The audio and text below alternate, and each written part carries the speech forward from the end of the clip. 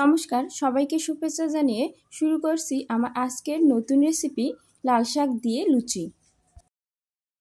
প্রথমে আমি কিছু লাল শাকের পাতা ধুয়ে নিয়েছি। এরপর একটা বলে 2 পট ময়দা নিব।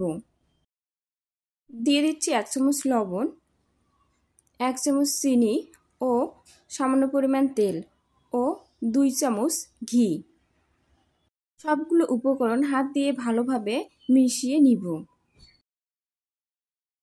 পাটায় পিষে মিহি করা লাল শাক দিয়ে দিব।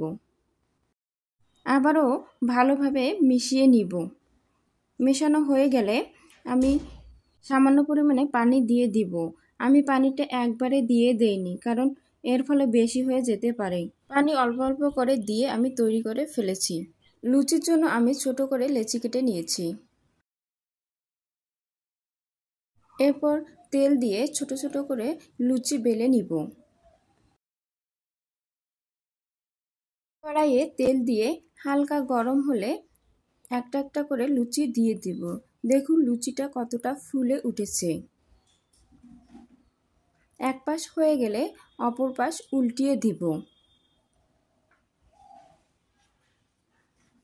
এভাবে করে আমি সবগুলো লুচি ভেজে নিব।